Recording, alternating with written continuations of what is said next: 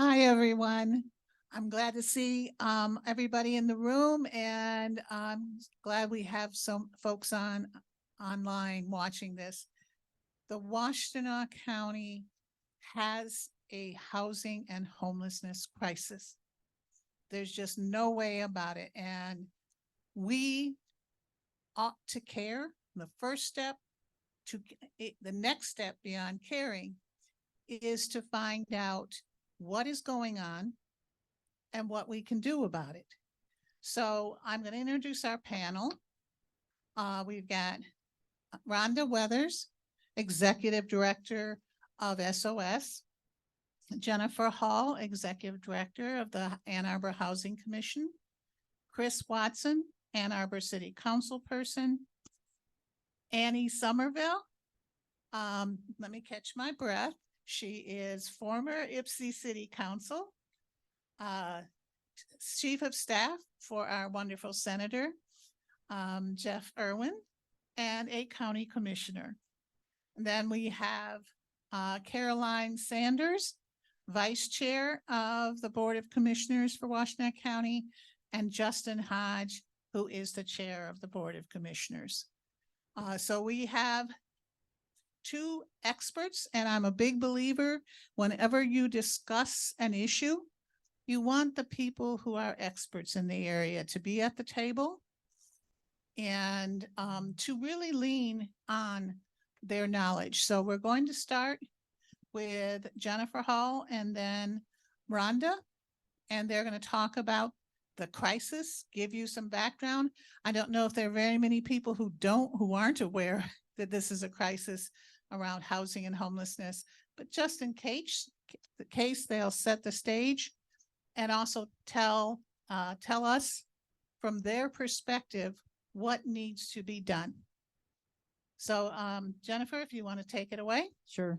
I want to leave a lot of time for discussion, so I'm going to go quickly over sort of highlighting what's happening in the community. But first, to introduce the Ann Arbor Housing Commission. We are the Ann Arbor Housing Commission because the city of Ann Arbor created us, but we actually cover all of Washtenaw County as well as Monroe County. We own and manage properties right now only in Ann Arbor because that's who supports us financially and provides a place for us to build and that we can get things site plan approval. The Housing Commission also administers what you probably know as Section 8 vouchers. They are all throughout the county. And because Ann Arbor is so expensive, those are vouchers that people can take to any private landlord who will accept their voucher and rent to them. About 2/3 are used outside of the city of Ann Arbor. About 60% of those are in the city of Ypsi and Ypsi Township, and then scattered around the rest of the county. When we opened up our wait list, we can only house people through our voucher or the housing that we own and manage that has a rent subsidy. We can only house people and serve folks who actually apply through our waitlist process, or Rhonda will talk about the HOC for homeless households has a different process to get in housing. And so we get thousands of calls, thousands of emails every year. When we last opened up our wait list in 2020, we had over 4,000 households apply. We're down to about 3,000 after 3.5-ish years of people who are still on our wait list. So there's a huge need for housing, and this is for folks that are at what we call 50% of the area median income or less. The average median income for families in Washtenaw County is $124,000. That's one of the highest in the state, as I'm sure you guys would have guessed. The state itself, across the entire state, is closer to around $80,000 a year. And so we serve households that are 50% of that area median income. What is the biggest driving factors of our housing crisis? I personally believe that it is the University of Michigan. And I tell them that all the time. And that is not an Ann Arbor centric position. They just happen to be the largest employer by far. They have over 30,000 employees. It dwarfs the next 20 biggest employers. It dwarfs St. Joe, all of our public employees, all of our larger businesses. and they have over 50,000 students. So in a county that has over 300, just over 300,000 human beings, and 80 some thousand of those are either employees or students of the University of Michigan, they have an outsized impact on the entire economy of the county, not just the city of Ann Arbor. We hear all the time students that complain about having to live in the outside of Washtenaw County because they can't even find housing within the county. So that pushes out residents as well, both in the city of Ann Arbor and other folks that are trying to live in and work in Ann Arbor. And the other thing I want to mention is that the university has recently said they're going to build thousands more apartments, which I think is amazing because they need to. They absolutely, it's their responsibility because they have said repeatedly they are not going to shrink, they're going to grow. So that's impacting all of us. And I think that from a big picture across the entire county, we have self-created the current crisis that we're in, not just the University of Michigan's impact, but our own zoning, our own NIMBYism, our own lack of attention to this crisis 20, 30 years ago, to the point where now that we have a lot more people paying attention, and now it is extraordinarily expensive to do any new development. Doesn't matter if it's for affordable housing or market rate. I say we need housing of all types to have an impact. And the other thing is, this is my own personal feeling, is that if we continue to treat housing like a commodity and not something that is an essential part of human existence, then we are going to continue to have problems in our housing area, where we have people treated as an investment rather than a place to be able to be lived in. And we have a change in the community where you've always had investors in multifamily. Now you have investors that are just buying up single family homes. You have short-term rentals. All of those are also impacting our marketplace. And because folks are not able to afford housing in Ann Arbor, the housing that we actually own and manage, when we pull people off our wait list, it rarely are they Ann Arbor residents. They're actually coming from mostly other parts of the county and sometimes outside of the county as well. And the problems that we're facing now that continue to get worse is that our employers are having a hard time attracting people to work there, particularly retail, in the health industry, in the hospitality industry, but even at the higher paid level. And so now it's impacting our economy. And when you're paying most of your income on housing, you have less income to pay to local businesses. So it's going to be it feeds on itself and continues to get worse unless we actually do something specifically to help out in the marketplace. And the last thing I'm going to say is, and I'm going to let my friends on the panel talk about solutions, but I'm happy to answer questions. There is no way to provide affordable housing in Washtenaw County without public subsidy, period, of whatever that looks like, whether that's donated land or low-cost land, whether that's cash, whether that's low-interest loans, whatever it is, TIF financing, it doesn't matter. You cannot build housing now other than high-end market rate to even break even, because the construction costs have just went up so high post-COVID. I'll leave it at that and answer questions. All right. Hello, everyone. I'm Rhonda Weathers, Executive Director of SOS Community Services. We're a nonprofit located over in Ypsilanti, Michigan. Been around for about 53 years now, and we offer a variety of housing programs, from emergency shelter for families experiencing homelessness to rapid rehousing, which is a model of housing intervention that places people into housing where they hold the lease with the landlord, and we support them with rental assistance and supportive services for around 1 year duration.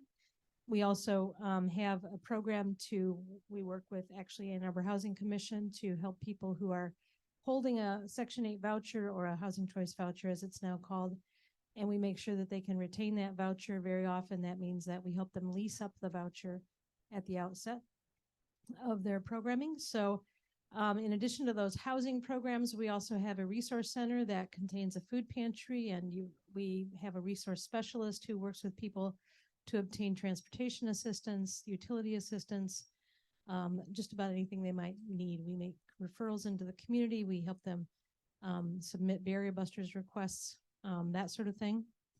And then we also have children's programming where we go into the home and support families with very young children, helping them to make sure that those children are free from abuse and neglect, as well as being ready to start kindergarten free of special services. The last program I'll mention that we conduct is our coordinated entry program. We're now part of coordinated entry for homeless services in Washtenaw County. And the role that SOS plays is that we conduct family shelter assessments for families who are coming in through the Hawk line, which I'll talk about in a minute. And we also provide prevention assessments for those who just need a little bit of funding to help them prevent eviction. So the coordinated entry system in our county is designed so that there is one point of access for anybody experiencing homelessness or housing instability in Washtenaw County. There is one number that someone would call. It's called the Hawk line. Hawk is an acronym for Housing Access Washtenaw County. And they call the Hawk line, and there's a call center set up currently run through the Office of Community and Economic Development. There are people on that call line who then do a screening of what the family needs or the individual might need. And then based upon the information given by the caller, they will either be diverted out of the system through negotiation with current housing partners, or they'll be perhaps offered an appointment for a family shelter assessment, offered an appointment for an individual shelter assessment, or set up with an appointment for an eviction prevention assessment. So from there, it goes to the agency who's going to conduct those assessments. SOS does family shelter assessments and eviction prevention. The Delana Center or Shelter Association, Washtenaw County, does the shelter assessments for individuals. From there, they will follow through with their assessment of need and then await a resource that might be available for them. So currently, our family shelter assessments are being conducted within 48 hours of the person calling, which is our community standard for that. So they get assessed within 48 hours. Unfortunately, we have a long wait list for shelter resources. So although they've been assessed, they'll probably wait, I think the average right now is 151 days to receive a resource and actually move into a housing unit. So it's a really long wait list. It's longer than we've ever seen. We also then have eviction prevention assessments. I can speak to the ones that our agency does. And currently, we're conducting the eviction prevention assessments within 2 weeks of the time that somebody calls. The problem, however, is that we don't have any flexible funding available within the county. So although we do the assessment, we know what the family needs to avoid eviction, there are no resources available right now to be able to help prevent that eviction. So people will wait until a resource becomes available and hope that they don't become evicted in the time frame that that takes. Every quarter, our system does an analysis of data related to how the whole system is functioning. The latest report was just released last Friday, so I can talk a little bit about what we've been seeing in the last quarter of July through the end of September, and we also can compare that then to the year. Our numbers are very high, being driven primarily locally by an extreme rise in family homelessness. At the same time, our numbers for housing people and moving them off those roles, we're housing fewer people and it's taking longer to house them because of the lack of resources in the community. We, in terms of the total number of persons who are experiencing homelessness compared to September of 2022 to September of 2023, we've seen a tremendous rise. In September of 2022, there were 376 individuals experiencing homelessness in our community. In September of 2023, there were 636 experiencing homelessness. So it's just been a dramatic rise, and most of those are in the family area. Where veterans are concerned, housing veterans goes very quickly. We had a huge influx of resources into veteran homelessness a few years ago. And it's allowed us to meet the need for veterans. Almost as soon as somebody comes in and has a need, then we're able to hook them up with the resource and prevent their homelessness or move them off the homelessness rolls. Where the chronic population is concerned, and this is people who are experiencing homelessness and they also have a disability, we've seen a steady rise, and soon that number is going to expand as we open the winter warming shelters. That's when we see a big influx of people that we may not have had in the system prior to that. The length of time to housing remains very high for this population. It's actually about 333 days from the time they enter our system until the time that they have a resource to move into housing. Families, as I talked about, have nearly tripled in 1 year in terms of the number of families that are coming into the system. We have over 30 families per month which are inflowing into our system, which is just unprecedented for us. Our current programs can't keep up with the new levels of demand. We cannot guarantee that we will serve every family waiting for a resource, and not enough resources exist in our community. The length of time, as I mentioned, is now up to 151 days from the time they enter the system until the time that they have a housing resource. And the housing market, what we're finding, is much tighter for larger units than it is for studios or one-bedroom apartments, which is why family homelessness is rising. Other data that is of note is that we're seeing an increasing number of older adults who are entering the system. This is on the single population. Families are assessing with significantly higher needs. They have a higher vulnerability. There is a higher acuity to the needs that they are presenting with. Most of them assess at needing permanent supportive housing, which is ongoing rental assistance that comes with supportive services attached to it. We don't have enough of that type of housing in this community, so they're being assessed for a need that we don't have, or a resource that we don't have. So we end up putting them into a resource that doesn't have everything that they need, and then very often they fail out of that and come back around into the system. Where rapid rehousing is concerned, for the last quarter, we saw 336 persons served through our rapid rehousing programs, and 297 of those did move into housing. So it was very successful where that's concerned. On the families wait list, so the number of families in our community who are waiting for a housing resource, about a year to 2 years ago, we would see about 25 to 30 families on that wait list every month. And now we're seeing 150 on that wait list every month. So it's just phenomenal in terms of the need that exists out there. We're currently trying to plan for winter shelter. Winter is coming, we know it. Delanus usually opens the individuals' winter shelter programming on November 1st. And we're trying to also plan for families in the winter shelter program, which we've never had to really do before until last year. We are estimating that we need really kind of 4 or 5 different approaches to family homelessness this winter. One for both individuals and families, I should say. One is that we need eviction prevention money. People are becoming homeless in our community at alarming rates. There is not flexible funding currently for us to help them avoid their evictions. We also need some money, a little bit of money for doing shelter diversion. So when someone comes in to the system, it could be that they just need a security deposit to be able to move into a housing unit which they have identified, but they don't have that security deposit.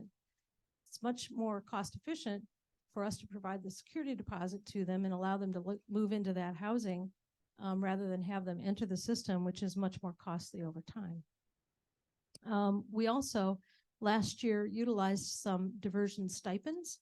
So we would give households $400 per month for, on an average, about 2 months. And you let them use that to resolve their own housing crisis. We found that over, I think 58% of those households never came back into the system. So it cost like $29,000 for us for the whole year and prevented a much higher bill. We are also looking at the development of a rotating shelter for families for the first time in many years. IHN at Alpha House grew out of a rotating shelter model many years ago and became a fixed site. But now we're seeing the need for starting up another rotating shelter for families in addition to the shelters that we already have in place. And then lastly, many people know that last year we used hotel stays for families that were coming into the system and we didn't have a resource for them. We are looking at just a very limited amount of hotel stays for families who might have some very young children or have some medical vulnerabilities that prevent them from going into a congregate setting or some other resource. So we're looking to utilize the 5 different approaches to hopefully keep people safe and keep people housed over the winter months. I'll also answer questions later. Thank you. You know, one of the joys of my experience as a young council member has been the willingness of both city staff and Jennifer Hall and community members like Rhonda giving briefings to us policymakers so we understand, you know, the breadth of the need.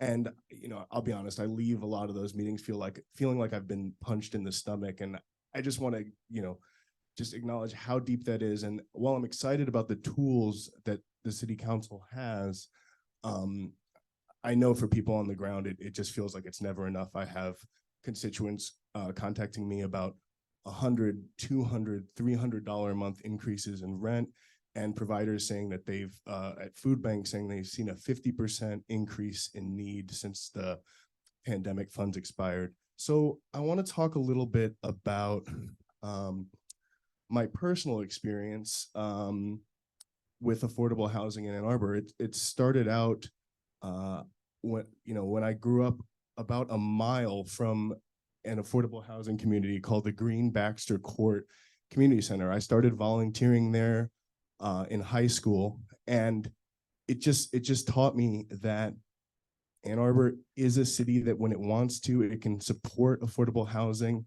It can bring a new generation of Ann Arborites, Black and brown people like me, into the community. And it was one of the few educational settings growing up where, you know, I looked around and everyone did look like me. I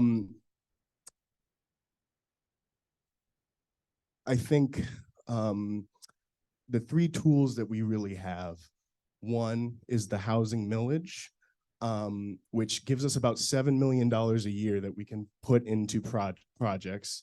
The second one would be, you know, bolstering funding for services, putting funds directly in the hands of service providers through the marijuana excise tax, through different partnerships we have with the county. And then finally, we have to re-examine our zoning, our land use, our comprehensive planning so that we can start to see some solutions in the private market and so that we can streamline the development process so that we see more of the types of housing that we need. So just a couple points on each of those tools. The housing millage, one of the resolutions I got to sponsor was exploring leveraging those funds. We know that $7 million right now might only fund 1/10 of a project. So we wanted to bond, we were directed the administrator to explore bonding out for more of those funds so we can use them up front. Maybe we can do, you know, 1, 2, 3 projects a year at the start of the millage rather than doing 1 project per year over the 20 years of the millage. And, you know, I'm excited to say that, you know, the Catherine Street project got approved during my time on council. And that project needed 16 funding sources, but it's on its way to creating 61 units on a city-owned lot in Carytown. And one of the other purposes of that development is to, you know, honor and uphold the Black community that has been displaced from that neighborhood. In terms of our marijuana excise tax funding, it gives us about $2 million. And we've used a bulk of that for eviction prevention. And some of those allocations we did, one in March, one in June, that money was spent within 1 to 2 months. So that money goes fast, but we know that it's directly helping people before they fall into homelessness, helping them pay off their bills, helping them pay off rent. And then finally talking about the comprehensive planning process, liberalizing our zoning policies, getting rid of some of the exclusionary zoning that has kept some of these multifamily units, these 2 and 3 bedroom apartments from being built in Ann Arbor. We know when we look at Minnesota that when they did some comprehensive zoning reform, they're one of the few cities in the country, Minneapolis specifically is one of the few cities in the country that saw a decrease in rental prices and the stabilization in their rental market. So we know that there's not a solution that won't involve market rate housing. A healthy vacancy rate in a city is usually 5 to 10%. Ann Arbor, right now, I just looked, it's 0.98%. So 5 to 10% vacancy rate would be healthy. We're at 0.98% now. So we want to pull, with our land use that we're considering, we want to pull more development outside of the downtown, because we know just by the nature of the downtown development is going to be the most expensive. We want to see more along Plymouth Road. We want to see more along Washtenaw that's further outside the core, and maybe providing some of those units that can fit families and not just the students that are coming to Ann Arbor. So I do want to close by saying I'm really excited about the group that we have at the city and county. I serve with Justin on the Urban County Committee. I work on the New Human Services Partnership team. And for once, I think we really have a council where everyone is aligned, knowing that housing is a need, knowing that we have to act now. And I think the other thing is there's good coordination, communication in terms of city and county. And I just want to keep that going. So I applaud my county partners. Yeah, I'll pass it over. So the next person that will be taking us will be Annie Sommerville, who is, as I said earlier, former Ypsi City council person, and now a chief of staff to Senator Irwin, who's in our audience, and also a county commissioner. I think that that our first 3 speakers, particularly the first 2, have really set the stage for understanding how bad our crisis is. Those numbers, it's getting worse, and those numbers are staggering. I'm going to ask Rhonda to please send us those numbers so we can post them on a website. It is staggering, because when we talk about these folks, you know, those numbers represent real people. They represent real families. And when you talk families, you're talking children. And it's getting worse, not better. And it won't get better unless we do something. I did want to make sure that we noted that Chris Watson, who is an Ann Arbor City Council member, Ann Arbor's doing stuff. And which transitions us to Annie, because Ypsi City, and I don't want to say just little Ypsi City, but it is, they're doing a lot too. And so Annie, if you can take it away and talk a little bit about what Ypsi City is doing and what you see as, you know, as a council member, what the possible solutions are, and then we'll move to Caroline and Justin, because they're going to be doing some good stuff, and I'd like them to have the chance to talk about it, all 3 of you. Annie? Thank you. Yeah, I appreciate Rhonda and Jennifer kind of laying the unfortunate news how bad the crisis is. I'm really appreciative of Ann Arbor City Council really taking initiative to focus on housing, and many of the members of City Council have had conversations with me, and we're all, we know that sometimes progress is really slow. So when Chris said sometimes he feels like he got punched in the stomach, I feel that. There are a lot of meetings where we hear public comment and just other conversations that I have with folks in the community, and you often feel really defeated because you want things to happen really quickly, and they just don't work out that way. When I was on Ypsi City Council, we did a few things to help alleviate challenges in finding housing, especially with rentals. We made it easier for people with prior convictions to rent properties by adding felony conviction and misdemeanors to our non-discrimination ordinance. We also, we purchased a property that had previously been destroyed in a fire to flip it for redevelopment, and we chose Avalon as the partner for that. really because we know that supportive housing is effective for people who experience chronic homelessness, that struggle with substance use disorders and other like serious mental health issues. So I'm really excited, even though I'm not on city council anymore, that we're going to have a supportive housing site in the city of Ypsilanti, and hopefully that will lead to maybe some in other parts of the east side of the county. One of the issues and challenges in the city of Ypsilanti that it's 4.2 square miles, and we are landlocked. We have some properties that can be developed still, but because of issues with contamination, they're testing Water Street right now, but from some of the things that I've heard, it might be really challenging to do single family home, which in some ways is good. I'm really excited to see things like 5 plexes on that site so we can really maximize the space. Those are all decisions for city council, which I'm not on anymore, but I'm excited that some of my past colleagues will have to make some interesting choices when it comes to that site.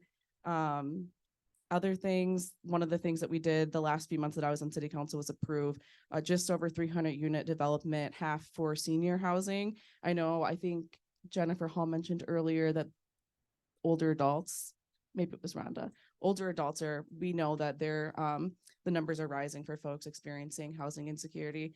At the county level though, I'm really excited to focus more on keeping people housed, making sure that they don't get evicted in the first place, but also working with partners to expand supportive housing, and then other pathways to homeownership, hopefully working across the county with local municipalities on ways to invest more in mixed income development and also missing middle housing.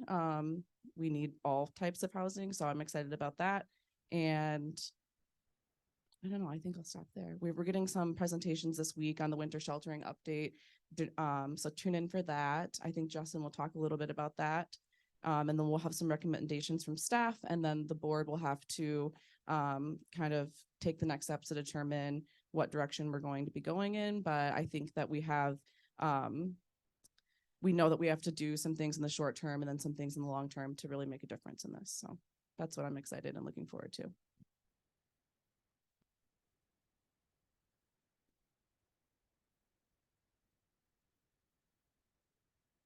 Not really sure how I'm going to weigh into this panel conversation.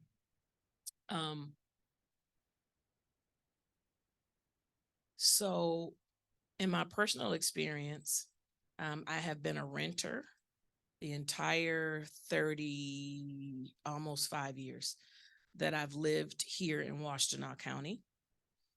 I have fortunately not had any major landlord tenant issues. I have also been a landlord tenant process server for almost the same amount of time that I've lived here in the county. I've seen some really horrific living situations.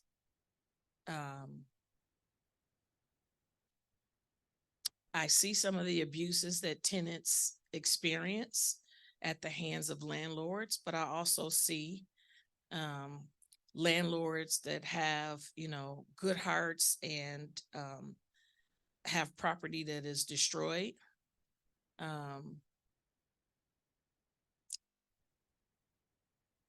I think that I would like to see less finger pointing.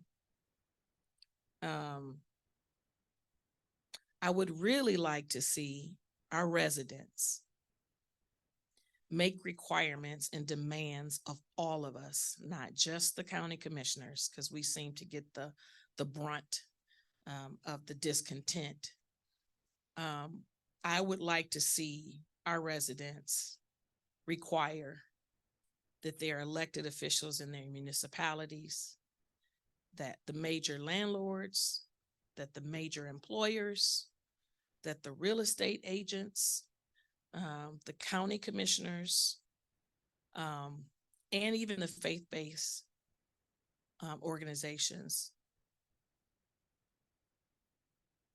I don't want to say be forced, but I kind of do want to say be forced to come together in a room and figure it out. And also to include the nonprofit organizations, because there is a lot of finger pointing, and the finger seems to end up in the direction of the county commissioners. But people don't understand that we cannot just go into a city of Ypsilanti, a Ypsilanti Township, a Pittsfield Township, and say, you're gonna do this. We do have some ability to purchase land and, for the most part, supersede zoning because we are a county authority. But there seems to be this continual kick the can down the road issue. I would also like to see that in that room, we have some federal representation, some state legislative representation. I've got questions about McKinney-Vento and how that act and that resource could be possibly better utilized, especially in terms of children that are homeless and their families. But I think we have to have an honest conversation with our residents about what does this price tag look like? Because that's what we're really not talking about. We talk about, well, they don't have enough money to do this, but what does that look like? What is that money? Because our residents are the ones that are going to have to agree to pay.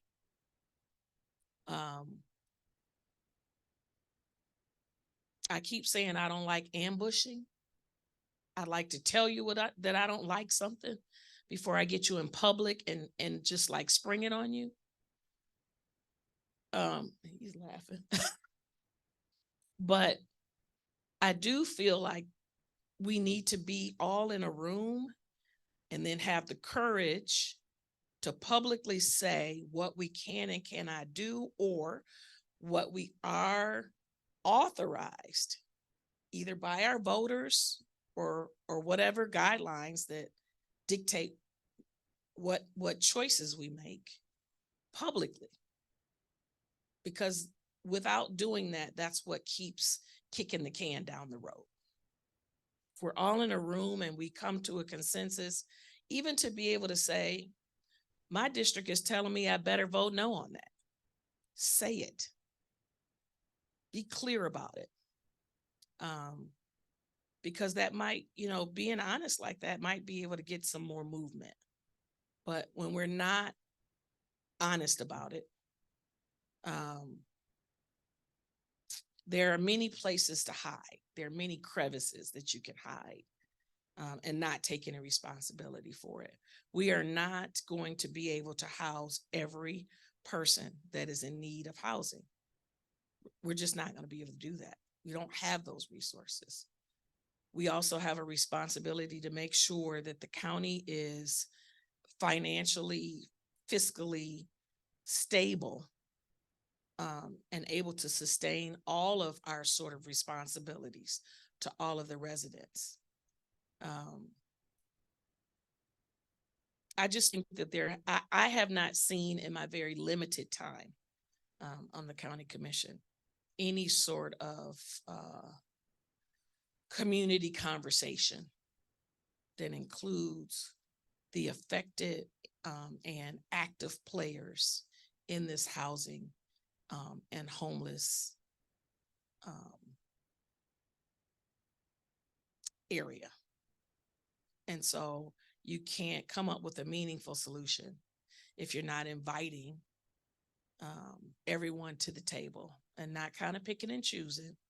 Everybody has a right to have their voice, but to come up with some sort of meaningful solution.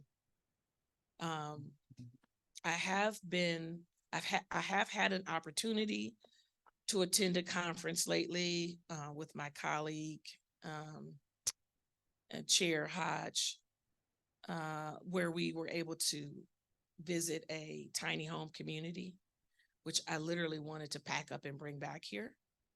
And also witness, what do they call it? Emergency modular pop-up housing that you can chip in. If you've got the land, you just pop it up. It's sufficient for an individual to be rapidly housed. And I'm going to ask for an explanation of that actually for the public's sake, for you later to explain what is rapid rehousing. And we are talking about that right now at the county commission. And then I am scheduled to leave tomorrow and go to a conference on housing and homelessness in Cleveland. So I'm hoping to be able to bring back sort of meaningful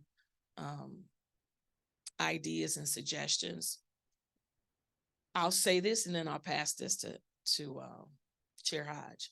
I personally have said we're not doing enough and we need to look outside of the box, because I kind of keep getting the same answer. Like, well, we tried that a while ago and the answer was no. Okay, but anything that was tried before COVID just needs, stop talking about it.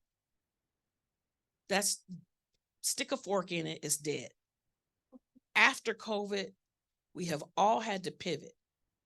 So it's kind of like erasing all of that pre-COVID stuff and saying, okay, because COVID has exposed some nastiness and lack of preparedness on the part of our whole country, not just this county, not just this state, but we have actors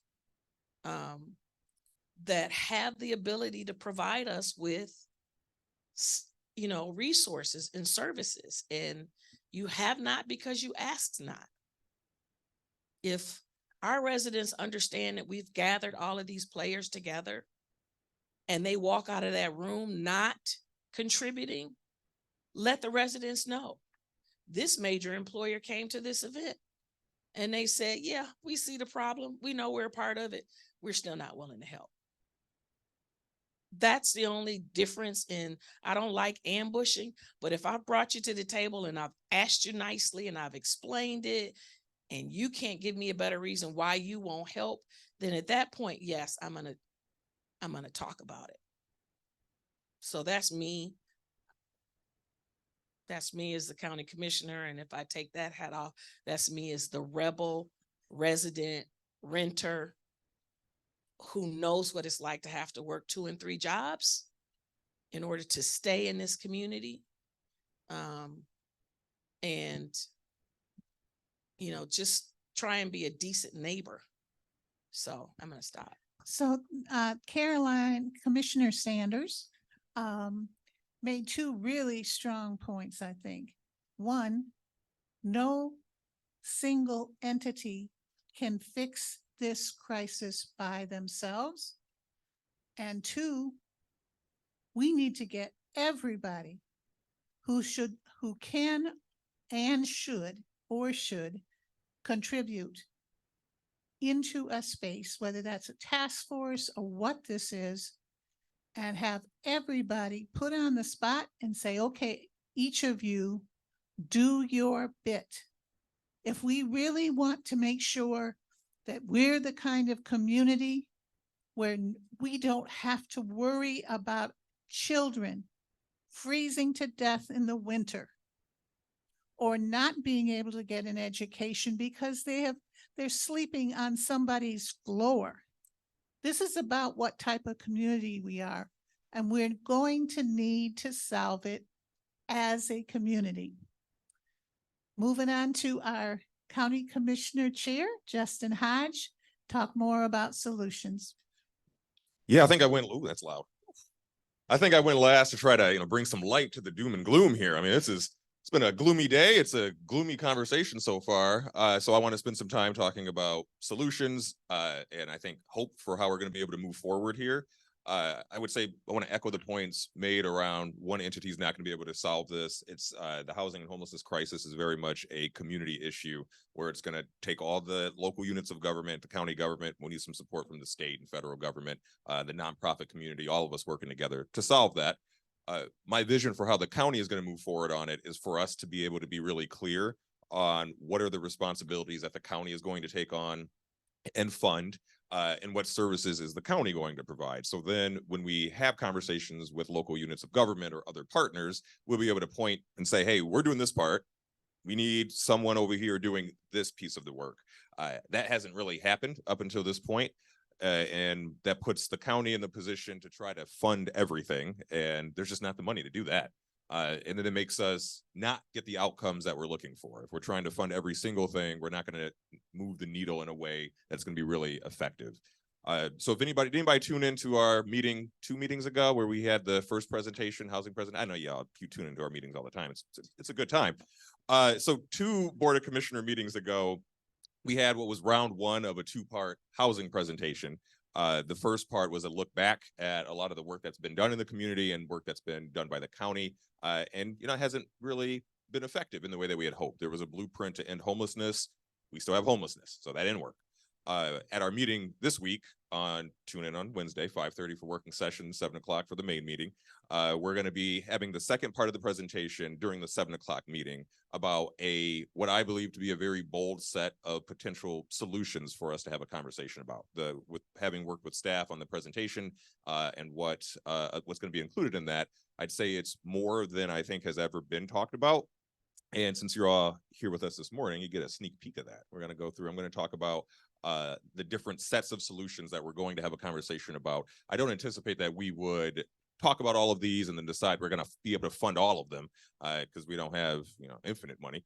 But it'll be an opportunity for the board to have a conversation around what makes sense for the county to really engage on, and then what makes sense for local units of government to engage on. I think, as it's been mentioned before, there's a perception that you have your city townships, then you have county. So the county should just be able to do everything. Can't do that. We don't have control over zoning. But if we own a property, it's not subject to local zoning. So that puts us in a potentially really good position to be able to do some creative things with housing. But the hard part is if you are dealing with a municipality that doesn't really want to support a affordable housing strategy, they're not going to sell us property. There are a couple like that. You don't want to talk about. Yep, you do. Okay. So I'm going to go through the list of some of the strategies that we're going to be having a conversation about on Wednesday. And then I would love people's thoughts because this is a good opportunity to give us feedback on that. Hawk was mentioned before, and Hawk has been a challenge for us to manage at the county. We're going to be really looking to put some more funding into stabilizing the Hawk system. When Salvation Army was running that, and then when they stopped, it really put us in a pretty poor position to be able to manage that. And then we had some situation with the call center and then Monroe County. There was this whole thing. What we're going to be having a conversation about is expanding Hawk, hiring more employees, and potentially making it a service that the county will really take responsibility for. So for a certain period of time, we were hiring temporary employees to help with managing Hawk. That's just not effective. There's a high turnover with that. It leads to inconsistencies. So one of the things I'd like for us to do is do better about that. If we're going to be responsible for Hawk, whether it's because we're funding it or we have county staff that are running it, we need to really step into that space and take it really seriously. Along with the Hawk piece, you remember the winter housing emergency last winter, which resulted in us doing a lot of hoteling of families. As part of that, when we were trying to move the families into stable housing, we ended up hiring 6 temporary case managers to do that work. And I think that's a model we should really expand. And what I'd like to see us be able to do is expand the work that we're doing with Hawk, make the case managers permanent positions. And then when you call, and we talked about the community standard, if you call Hawk, what should be the timeline at which someone gets housed? I would love to be able to have case managers be the people that are answering the phone at Hawk. You do the assessment immediately, you put the person onto their caseload, and then we just get it going that way. So we're going to be talking about that as a potential solution too. A lot of conversation around what are we going to do to stabilize the system. So I expect that we would vote to allocate some dollars to doing a system-wide scan of all of the housing and homelessness services in the community and figure out what makes the most sense for us to fund externally and what might make more sense for other local government partners to take a look at. I don't know if you like that one or not, Annie. That was an interesting look. And then as part of the conversation about how do we bring everybody together, a housing summit. So we've been talking about having a housing summit for a while where we would be able to do a lot of what Caroline just mentioned around bring everybody together, local units of government. You know, we can't make anybody come, but we'll certainly send the invitation. And we'd love to have that summit, I think tentatively scheduled in December. And then more on that to come. So that would be a really good opportunity for, and I know everybody here will be there. We certainly need the other partners at, you know, Ypsilanti Township, for example. We would need some support there since it is our second largest municipality, but you know, that they're a challenge. So the items that I mentioned so far are what we're talking about as short-term or immediate potential solutions where we could move on all of those things really quickly. We have temporary case managers already doing the work. I think many of them would like to continue doing that, and if the positions were made permanent, so we'll see there. We're going to look at some other what we're calling like the 1 to 2 years to see impact sorts of solutions. And this came up earlier around in this work that SOS does around supporting families and having a lease. We've talked a lot about how can we, given the challenges around affordability, what can we do to subsidize people being able to have an apartment or have housing? And one thing that we're going to be having a conversation about is the county owning or having a master lease over a number of properties that are not currently affordable, and then subsidizing that for families as a way to make non-affordable housing affordable for people. We don't want to get into a situation where we're taking on the lease for existing affordable housing because that's just disruptive to the system. What we want to do is be able to take properties and make them affordable for people. So that'll cost some money, but we'll have a conversation about that too. We had some early conversations with the courts a couple of months ago around starting a specialty eviction court. That's something that we would want to continue to explore. I think there's interest among the board members to be able to support the court in having, and if they had an eviction court, it would allow them to do alternatives to evictions. And one idea around that is coupling it with a guaranteed basic income program. So if you're in a situation where you're not able to pay your rent or you're at risk for eviction, we would look at being able to provide funding to families for a certain period of time to be able to continue to pay rent. I see some smiles at that one. People like that. You like that one, Teresa. All right, good. Modular sheltering was brought up before. We're going to have a conversation about, does that make sense in our community? The challenge we have around modular sheltering is, where are we going to put it? We can't put it anywhere that the county doesn't own, which creates some challenges because we're going through a space planning process right now. So we'll be able to have a good assessment of what to do with space owned by the county, and then have some sort of conversation around maybe this makes sense to put it in a certain place. But if there isn't that, we'd have to look at purchasing property. And again, that creates challenges if you have property owned by a municipality that doesn't necessarily want to engage in that kind of work. They're not going to sell some property to do that, which is one of the challenges around modular sheltering. But you know, we saw some really nice, was it Pallet? Pallet is the one you really liked? Yep. So we would look into seeing if that makes sense for our community. We would have to learn about the weather piece. Would it be able to work for us given the extreme cold that we have here in Michigan? Am I running out of time, Kathy? Is that why you moved? Nope. Okay, can keep going down my list then. You make a frowny at me? Okay, make a frowny. All right, we're already talked about the master leases. What else we got? Guaranteed basic income. County land bank. So we've had some ongoing conversations about establishing a county land bank, which might be really helpful as a housing tool, but also could be really helpful as an economic development tool. It works really nicely with our brownfield authority. Honestly, it's a little unusual that a county of our size doesn't already have a land bank. My hope is that we'd be able to do the work to establish that by the end of the year, and then start having some conversations about how we make creative use of it when we get into the next year. The next one I'm going to say might make one of our friends at the end of the table a little uncomfortable. We had some early conversations about it, but the establishment of a county housing commission, which I know creates some challenges around competition for state resources. That wouldn't be what we would be hoping to do with that.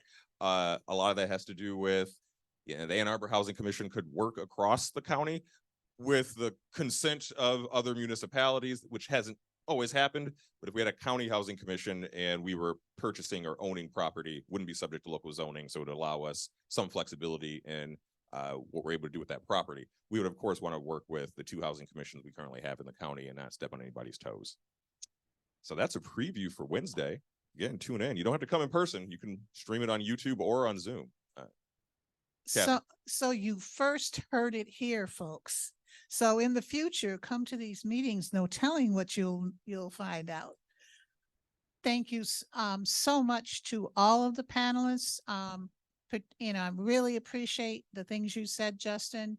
We need everybody at the table to solve this. We need a lot of coordination and cooperation because ultimately, one, there's just not enough units of housing that people can afford. That is consistent through all the panelists. We have to do better, and we have to do better this winter. We cannot have children dying, and it's a very real possibility when you have families living in vehicles, living in vans. And I have been sick to my stomach for the last 2 to 3 years, all winter, scared that I will see something come over the alerts, because it could happen here in Washtenaw County. So we need to do worry about emergency sheltering, but we need long-term fixes. And I'm really, really pleased that the commission is taking that up, but there also is a recognition that we all need to work together. And there are folks, the faith community, the municipalities, the nonprofits, we all need to work together.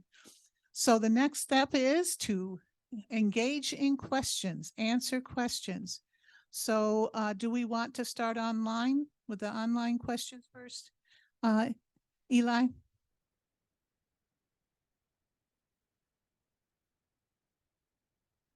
Thank you. I have one online question from Samara Roberts.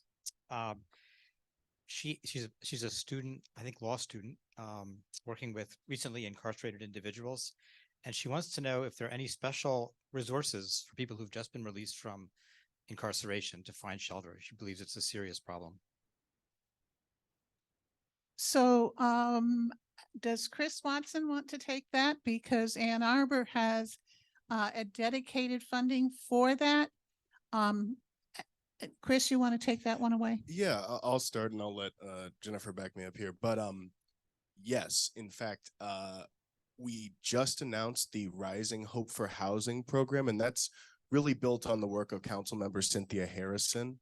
The idea is for justice impacted individuals to be able to access trauma-informed care, and especially when they are using tenant-based vouchers outside of Ann Arbor housing sites, because we know sometimes it's easier to access resources on housing commission sites, but when you're further afield maybe you're using your tenant-based voucher with a private landlord, you might not have access to care. So if you search Rising Hope for Housing on the city website, it's allocating about $400,000 and people can apply for those grants. But Jennifer, maybe you could speak a little more. I think this is a good example of working together with different areas of the community. So we have 6 different agencies that are receiving funding, but also coordinating with the sheriff's department. And it does impact the whole county. Unfortunately, it really is only for folks that have a voucher, and it doesn't have to be through the Ann Arbor Housing Commission. There's MISTA and other places that have vouchers, but folks with vouchers, as well as people who are impacted by the criminal justice system. And that is not everybody. There's a lot of people coming out of jail that do not have vouchers, but some of the funds is going toward helping people get access to vouchers and helping them have security deposits, application fees, et cetera. This is funding from the marijuana. And the other option is that we all do our part out there. There are some small landlords who do rent to people who have been justice involved. And I want to give a shout out to Will Epps, who just rented below market rate a transitional house for a brighter way. So it's a question of all of us in our community working hard to making sure that people are housed. Next question. Next question. Can I add something? Sorry, because I'm wearing I work in Lansing hat. There's some legislation that Nation Outside's working on that would change the look back periods for folks who have returned from prison or jail, which is super important as we think of statewide.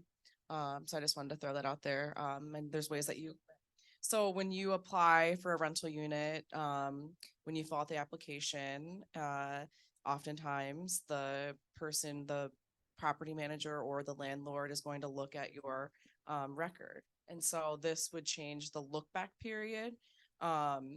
It wouldn't necessarily like go as far as where Ipsy City and Ann Arbor City have gone with misdemeanors and felonies, but it would make it so that after a number of years, that doesn't impact you. So it's a little further down the road for somebody who's been released from prison or jail, but we often hear some of the Nation Outside folks that are affiliated with A Brighter Way I've engaged with in the district recently, and they mentioned that even 10 years later, after you return from prison and you've got gainful employment and you've been a great tenant, when you need to move, it still impairs your ability to be able to rent in a space. So it's not as quick, but it will make long-term sustainable changes, I think, for folks that have records.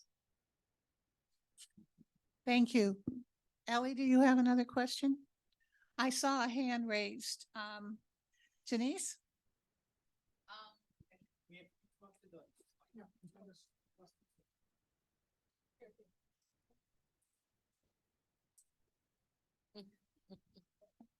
Good morning. My name is Janice Townsend. I am a 15-year full-time active realtor in this community. I'm also a landlord, and I also sit on the Board of Education for YCS. We're in a situation where I'm looking at reports where I have 200 plus unsheltered children. I have personal experience of being an unsheltered child, and I know the effects that has on a child's education, self-esteem, self-development, whatever it is, mental health, all of that. My question is, there was a statement about who to have in the room, who to lead, whether or not the county should be responsible for certain things. I think what we need to really have a real conversation about is who is not in the room. It's not necessarily a finger pointing, but it is a major concern. I come to these meetings all the time. I see the same people, but yet we still have the same problem that is 50, 60 plus years old. We need, if we're really going to address this issue, we have to be intentional. And I think sometimes in this county, we assume that people know what resources are out there. We assume that people are just not participating because they don't necessarily want to participate. We have to do a better job of communicating what resources are out there. We have to be intentional to make sure that tenants and community members know what is offered. As a landlord, when I see a tenant getting behind, I have a consultation with them. I ask them, what is it that they're lacking? What is it that they need? And then we break down the issue. If the reason why you are not paying your rent because of the job that you have, so let's look at what your skill set is. Let's do some financial literacy training. If your water bill is behind, I am giving you the information for the county to get assistance to pay your water bill. We have to learn how to do a better job of empowering our residents and informing them properly about what is really out there. Most people that are on Section 8 are employed. That's the reality. So it's not a situation of they don't want to work. They literally just don't know what's out there. And if we're going to be intentional about our service, as a leader in this community, we have a responsibility to make sure that we are properly communicating what is out there. I get emails all the time about who has this, who has that. And I'm like, you got this whole spreadsheet for the barrister busters.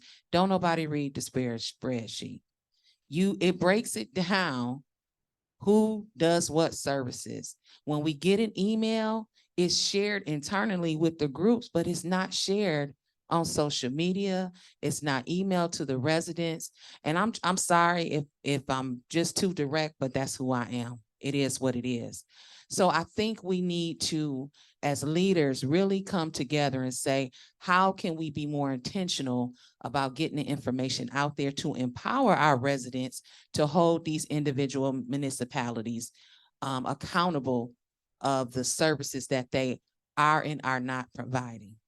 So that's just my thought for today. I don't know where the question went, but I'm really just having issues with a lot of this. I appreciate the work that is being done.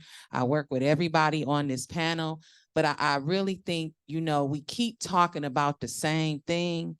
And I to the county commissioners, yes, a lot of finger pointing comes to you, but I think you all need to have a real conversation about who is going to be the leader of getting this work done. And it may start with you, but somebody has to lead it.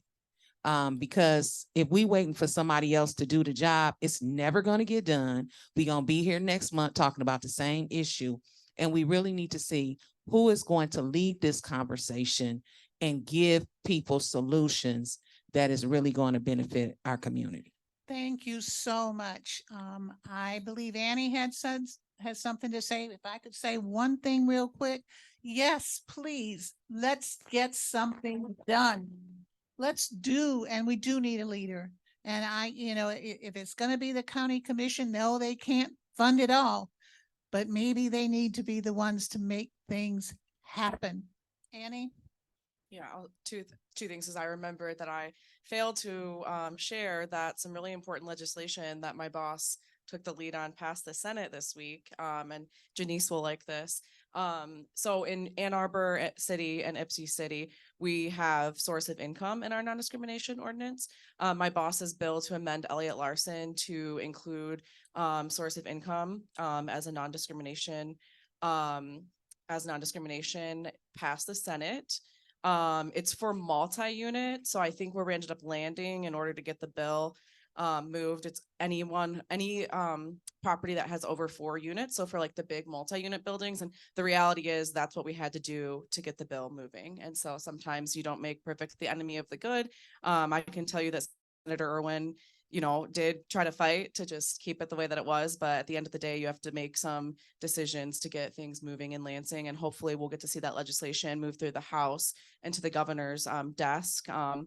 Hopefully before session ends this year, but I think at least while we have majority. So that's one thing. But I also agree with what Janice just said. And I'm hopeful. I mean, the county, I feel like we're doing our best to take the lead in ways that we haven't before. One of the reasons why I decided to run for county commission was because I woke up one day and realized that we need to do more on housing. And then I thought a lot about how housing issues had actually impacted my life personally growing up. And for many years, the trauma that kids face when people like their parents and other loved ones, when they experience that stuff, sometimes you just are numb to it and you don't even realize that these are the failures of government.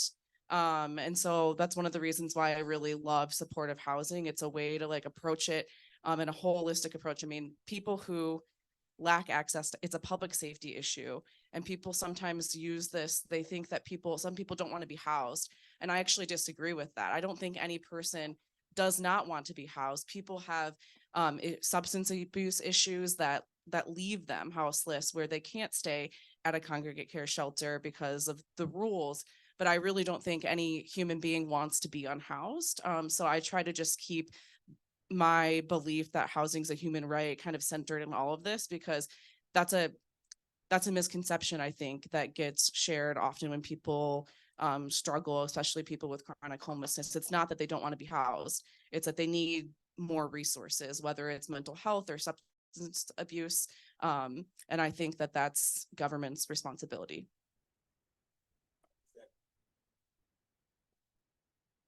Hello. All right. I'll just add really quickly that the county is going to lead on it.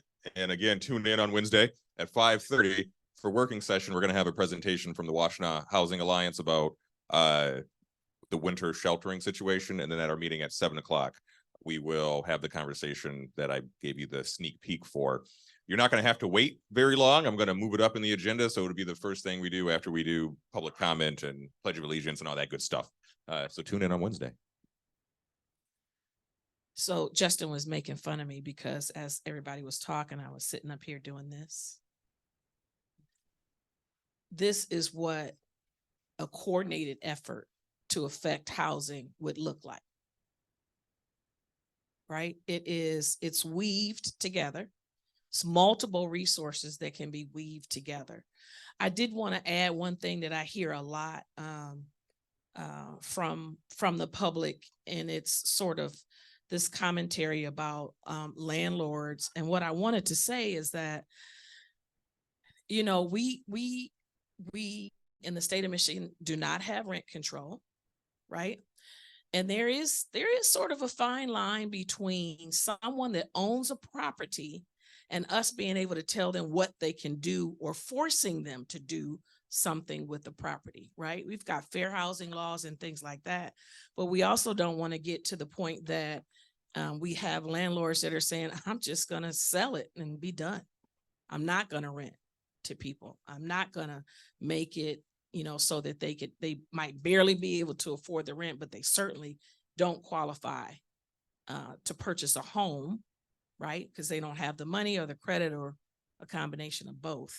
And I just wanted to address that because many times people don't know all that goes into the recipe of something, right? They focus on one or two of those ingredients and say, well, that's the problem. And, you know, but if I owned a property, I probably would have an attitude if you were trying to tell me what I had to do with something that I own. I'm gonna let Rayanne get away with that because I love her and she makes fabulous cookies. But I just wanted to add that piece, right? That we can't make, like Justin said, we can only invite folks, but we can still let you know who we invited and who decided that it wasn't important enough for them to be in the room. Because do our residents want to live in a community where we care about everybody?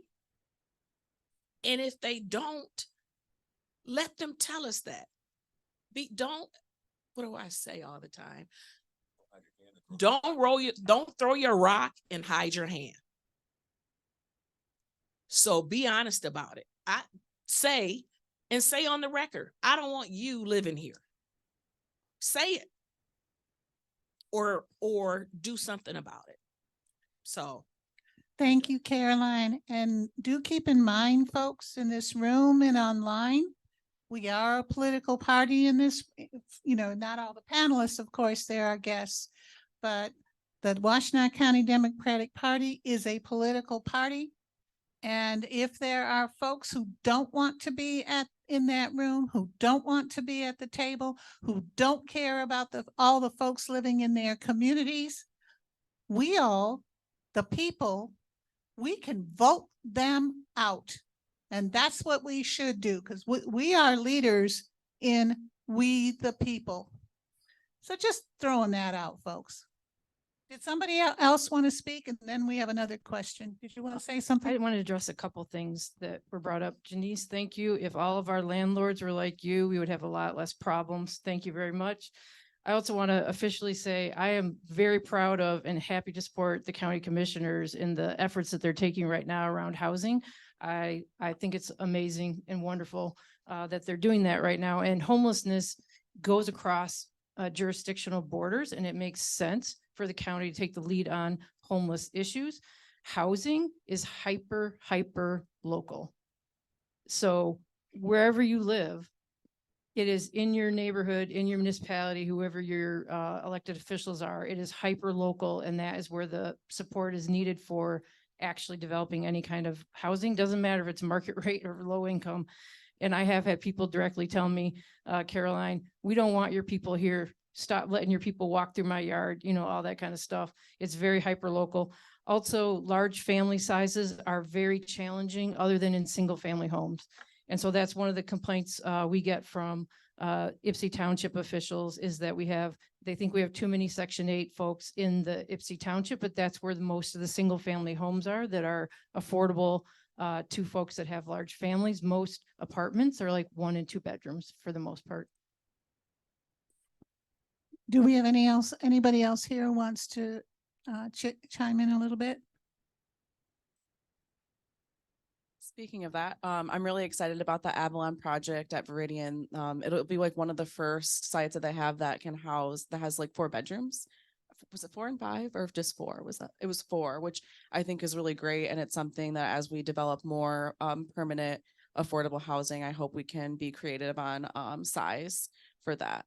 Because we know with like the crisis with families, the wait's so long because there's nowhere to put them. And I think if you've watched any of our meetings over the last few months, Commissioner Scott made a really good point that if we're addressing homelessness like an ER room, but you don't have a specialized place for them to receive like the follow-up care, then they're just going to end up back in the emergency room. So the reality is we need more housing, which we've all said here, but for families, the difficult part is like the size when most apartments are 1 and 2 bedrooms. So. Absolutely true. And then speaking of all the partners at the table, one of the challenges that our hospital systems are facing is reaching their patients, particularly the ones who are low income and with chronic illnesses. And, there's discussions about what if you built housing for these families close to you on property because the most expensive care is emergency room and the worst outcomes. It really is talking about what type of community we want and getting all of the players, all of our community members and organizations at the table to work together. Teresa, you had a question.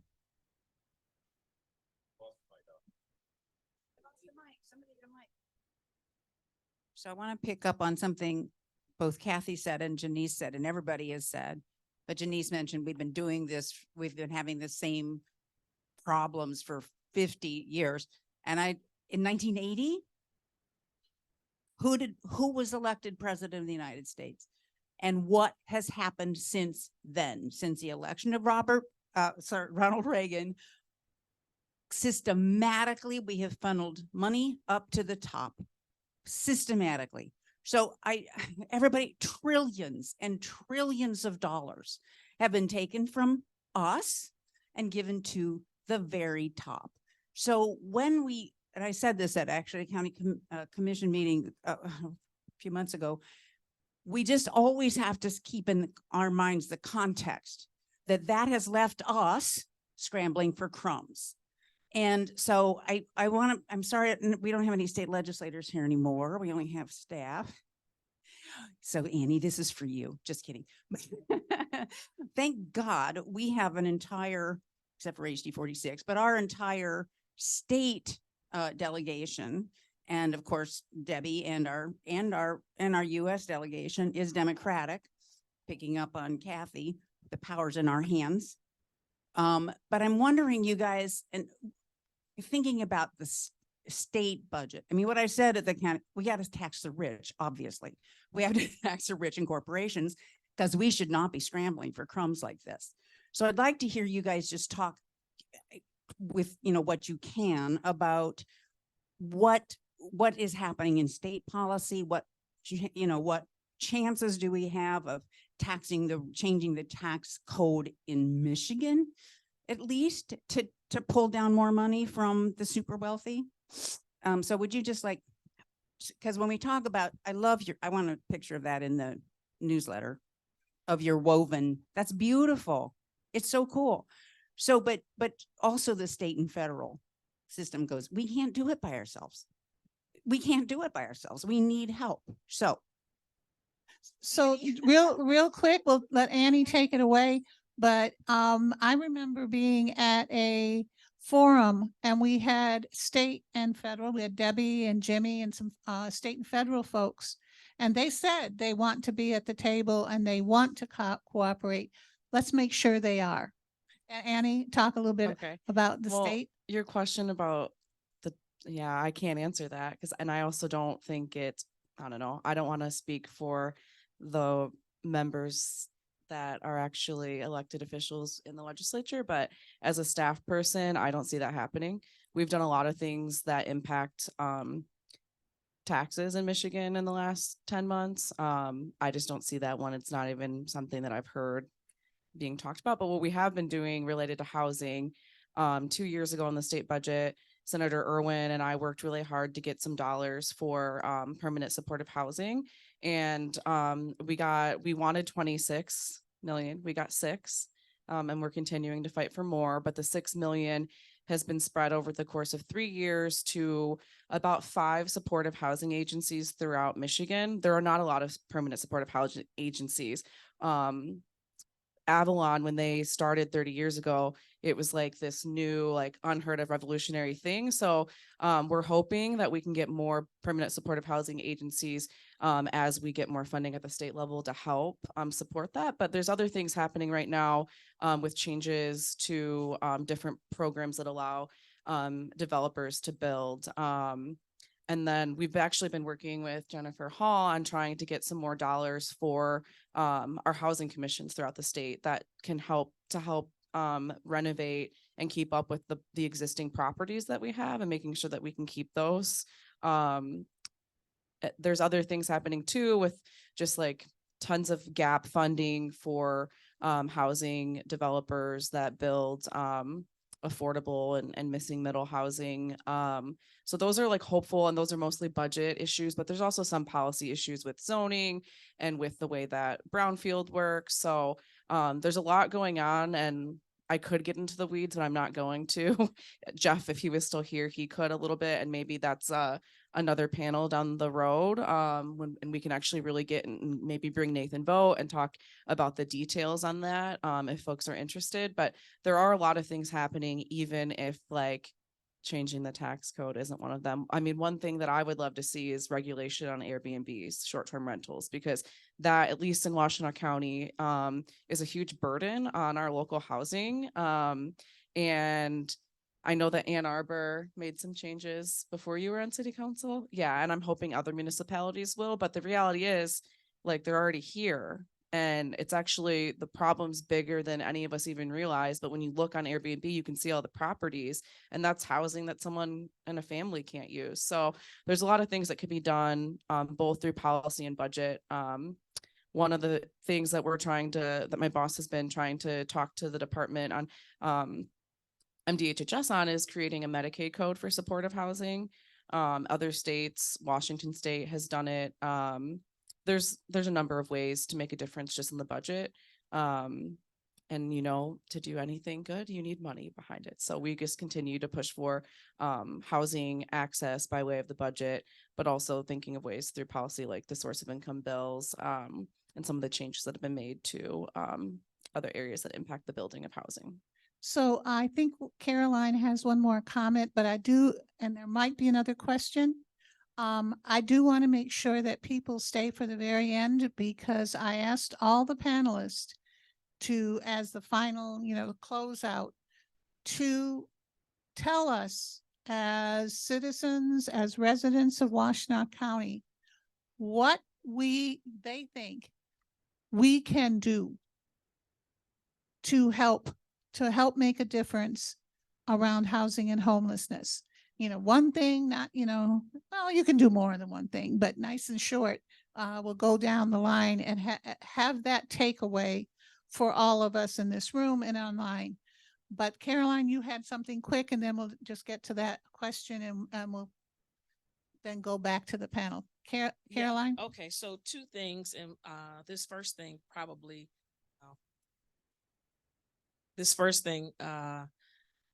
people may not see a connection to the housing crisis. And I'm not going to apologize, but I'm going to say I'm going to be offending some folks when I say this. So I'll take City of Ypsilanti as an example. They have an inordinate amount of nonprofits in their municipality that are doing good work, but they don't pay property tax. I would love to see some sort of hub or hubs. My other job is for one of the higher ed institutions in the county. And we previously had like a Northern Michigan hub where all of the universities were in the same building.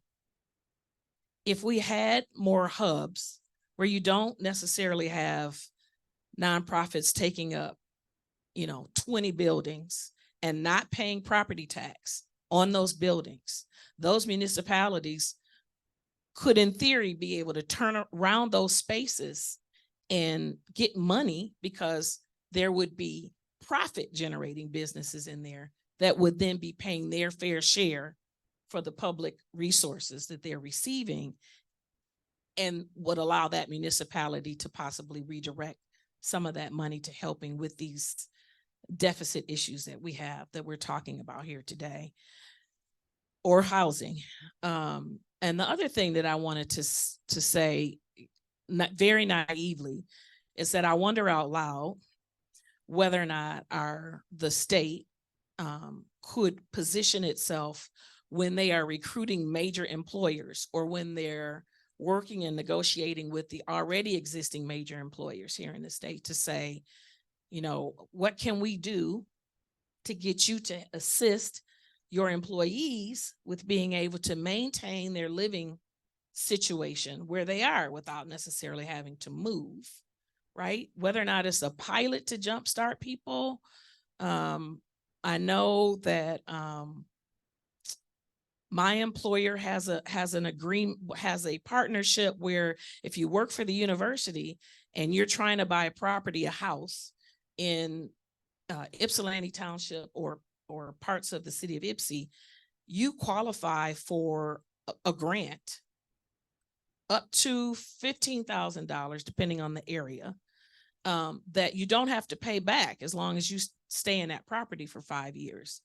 If we could expand programs like that, it might be helpful to individuals. But I just think we have to start looking at things that we have not touched before. Thank you, Caroline. There's not going to be time to answer this question, but I just want to ask if anyone on the panel would permit Samara Roberts to contact you afterwards to get an answer to the question. She wants to know what housing resources are there for women leaving relationships involving domestic violence. Is there anyone on the panel she could contact afterwards? So in her situation, she should talk to Safe House. They are the expert in the county. Not only do they provide emergency housing when somebody is leaving, and I emphasized emergency because it's not long-term housing, but they also help people transition, and they can help with the resources out there. So I would recommend, unless somebody else has something to add, that she calls Safe House. And she can look it up. If not, have her call anybody on the panel, me, and we'll make sure she gets in touch with them and has the contact information. They've really come back from COVID. They've got a lot of case managers hired, and they're doing good work. So to finish us up, let's start like we started. So Rhonda, what would you like people to take away? The most important thing that they can do, because everybody comes to these forums and they go away, they learn a lot, they really, they care, but they don't know what to do that they can do. Can you give the people in our audience a suggestion? Well, I agree with Commissioner Sanders that I think everyone needs to be part of the conversation, come into the room and start addressing these things. And I personally think that each of us can advocate within our communities to provide the resources that are necessary to prevent and end homelessness. I think one of the least costly and potentially most effective thing that communities can do is support increased density and get your brain wrapped around the fact that you might have higher density housing in your neighborhood or near your neighborhood. It doesn't cost money other than staff time. In fact, the city of Ann Arbor is applying for a grant at the HUD to do an analysis of our own zoning, and all of our barriers we have in the community to doing affordable housing. And I'm hoping that Ypsi City, they're going to be talking about, I think on Tuesday night, joining us in our grant application. I would say show up when these issues are being discussed. The council has a work session October 23rd. There's the housing WHA Advocacy Housing Summit November 16th. Sign up. I've got cards over there to sign up for commenting on the comprehensive plan to know when those information sessions are. And finally, you can join a city commission. We have a Housing and Human Services Advisory Board Commission. 2 of the members are right here. We've also got a Renters Commission. So sign up, give one day a month to talk these issues. Thanks. This is really hard. But I really appreciate what Jennifer said about density. So just on a local level, get involved across Washtenaw County. If you have friends that live in Dexter or Scioto Township or Pittsfield, encourage them to care about increasing density, both in affordable, but also like missing middle. I'm a millennial. I'm renting. I love where I live and I love my apartment. I want to buy a house someday, but I don't really feel like there's housing for me to buy that actually fits my needs. Especially in the city, we have a lot of really old houses that are really, really big. And that's just not my vibe. So I think there's just a lot of missing housing. And also this is a little bit longer, but as we continue to navigate the climate crisis, I meant to mention this earlier, we will hopefully have lots of people moving to Michigan, but we also need to make sure people that want to buy homes or find condos that already live here can, but also make room for more people to move here. And I think also increasing density and more housing stock, especially when you mix in market rate with affordable, just increases our tax base, which creates more resources for us to keep our communities whole. So it's a win-win. Back to Carolyn. Hello. Okay. I have 2 words stuck in my mind. So one is when you say the term density, often that is code for I don't want you living here. When you hear people say, well, we're concerned about density and land preservation, that turns into you can go live somewhere else, but we don't want you to be in our community. So I just put that out there because I want people to think more intently about that when and if you hear that term being thrown around. I heard it when we talked about the development in the city of Ypsilanti that will be breaking ground at some point. From, many of the neighbors, they were concerned about density. And it's kind of like, I'm aboard, pull the ladder up. So that's one. The other is if I had a suggestion, and I know I'm going to make some of my fellow commissioners cringe and maybe other public officials, I would love to see a countywide petition that has residents signing on to say, this issue is important to me and I need you all to do something about it. I don't cringe at that. Before I answer the question, can we get the camera pointed at Chris's informational over there? Yeah, you didn't even talk about it. Chris brought this whole, that's where the card is at, right? But there's like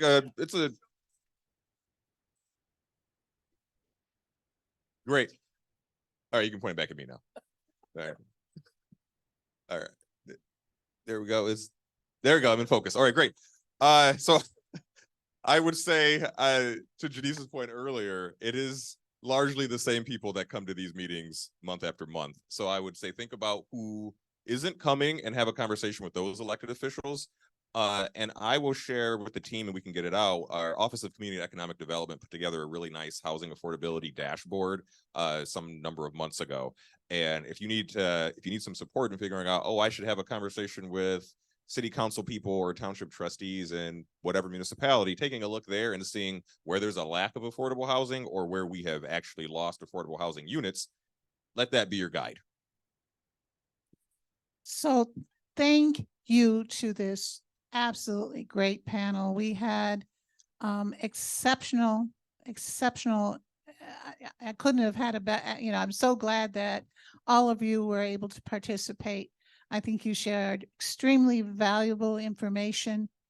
And most of all, I think that you may have nudged the housing and homelessness crisis solutions a little bit forward, because as Janice said, we've been talking about this for a long time.